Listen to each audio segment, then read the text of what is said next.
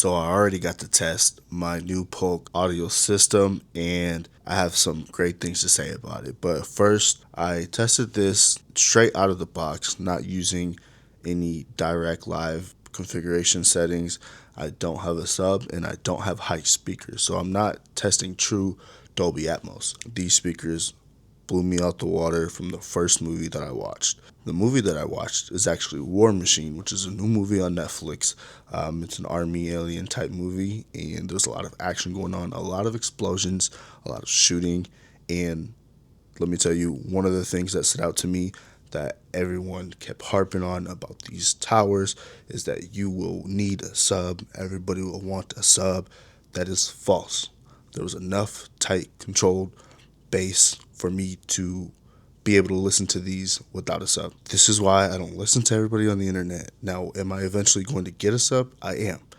This didn't provide that chest thumping low end as you would like in a home theater, but to the average person coming from a sound bar or a satellite system, the average consumer would love these and they would probably just keep these forever. Me, I'm not an audioholic, but I understand audio from being an mixing engineer, and I understand how much more bass I can get, but the average person probably doesn't understand that. And to the average person, this would be enough. The low end is there. These R700s rock. I mean, they have two 8-inch subwoofers, so in my mind, I knew there's going to be something there, right? And that's without direct live tuning and adjusting the low end of the bass by using EQ. That's just what I wanted to say from the jump. That's the first thing I noticed. Some of the first action scenes was an immediate explosion followed by shooting. Now, what I was also questioning about the system is the surrounds. Before I was using satellite surrounds, so I was wondering how much effect do these surrounds really have in your listening experience. Straight out of the gate, the first action scene, shooting all around. Oh my gosh, it was amazing. I was sitting over here. I looked at my wife. I smiled. Best purchase I've ever made. This whole speaker system, amazing. The surround was crazy, and it just enhanced the movie experience of watching War Machine speechless. Just wanted to get out the way.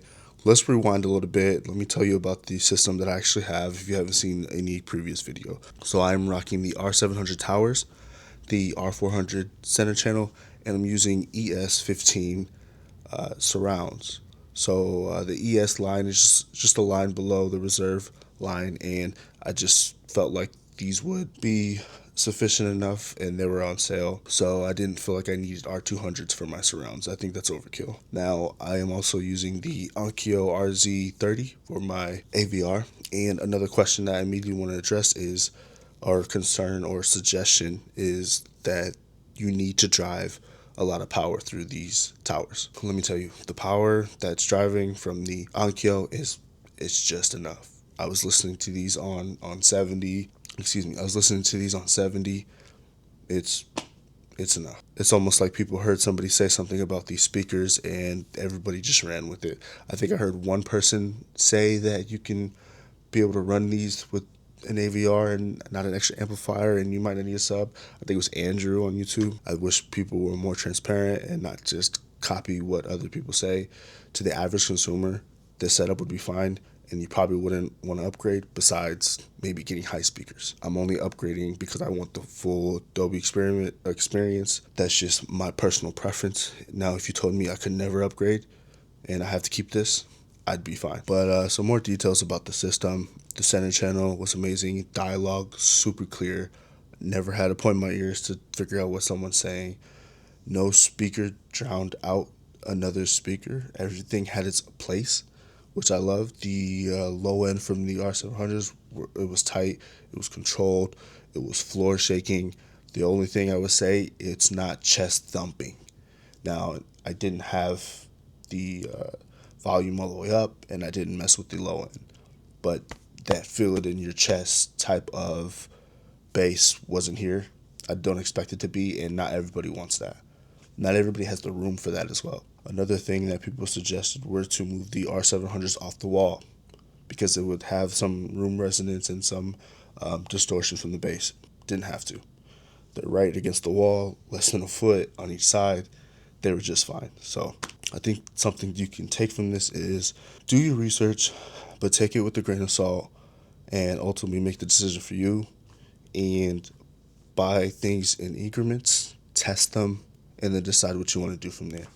But don't go out and buy a full 5.2.4 system or 5.1.2 system all off the bat without hearing anything and without deciding what you need from there forward. Like, personally, I knew I wanted surrounds and LCRs, so that's what I went with initially, and then everything else were suggestions that I'm still considering and figuring out what I want to do. Now let's get into this movie, War Machine.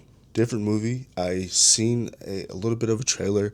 I didn't read the description of the movie. I just jumped straight into it, and I was assuming that it was an actual just war only movie.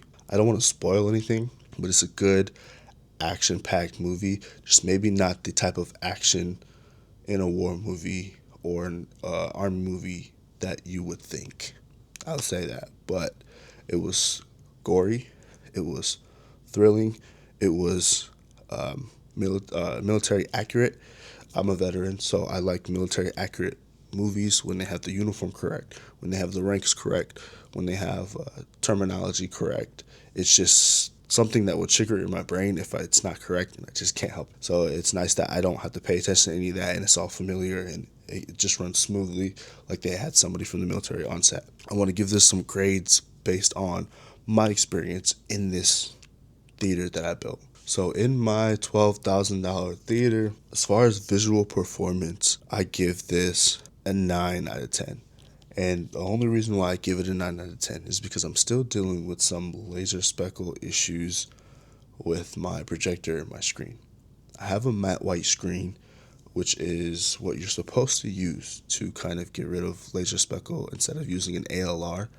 And I still notice some. Now, I still give it a 9 because the movie was so good that I wasn't paying attention to laser speckle, and sometimes when I decided that I want to, I actually did have to try and find it in certain scenes. It wasn't just every scene like I've seen in some type of some other content, and for that I give it a 9. Other than that, colors were beautiful. You really feel immersed sitting this close with an 135-inch screen. And visual performance again, all of the explosions, the don't want to give it away, but the machines that were being used, everything just looked pretty great. So again, visual performance, a 9. Let's get into bass impact. Now I have to give this an 8.5. The reason I do is because there wasn't that chest thumping in here. Now I know you would need a sub for that, but an 8.5 for some tower speakers without a sub, as far as bass, is great in my opinion. I mean, you still felt the bass, don't get me wrong, but again, I was looking for that thump in my chest, that really really low end, and it wasn't there, and my wife probably didn't even notice it. So bass impact, 8.5. Surround immersion, I would say 9.5. First scene, right off the bat, explosions, gunfire from everywhere. I mean, I was hearing, it sounded like a 240 Bravo over here, M4 over here, then explosion, and it's just everything had their own space. It didn't sound messy, and it sounded like I was in the middle of everything. And I haven't heard that in a long time since I was at a movie theater. So again, surround immersion, 9.5. The only reason why I give it a 9.5 is because I wish there were more scenes that way. For this movie, there weren't that many scenes where I believe the surround was used, in my opinion. Dialogue clarity, it was a 10. It was very clear, very easy to hear everything. I don't expect dialogue clarity to be a problem in here at all, so those are probably always going to be 10s unless there's something wrong with the movie mix. Okay, now I want to do something towards the end of these called an out-of-the-box check. So basically the first question is, does this need direct live tuning? No, it does not. Straight out of the box for this room, it worked perfectly fine. The next question is, does this need a subwoofer? No, it does not. I was able to enjoy the movie and literally smile without a sub. So, no, it does not. The last question is, how good is this sound system without upgrades? Amazing. If I couldn't get high speakers, I would be just fine. If I couldn't get a sub, I'd be fine. If I couldn't get an amp to push more power through these R700s, I'd be just fine. I don't need to upgrade from here at all. I am choosing to because I want to. That's it. And the final total theater experience score is a 9.25. I think we just got lucky with this movie. It was a great movie to first test the sound system out with.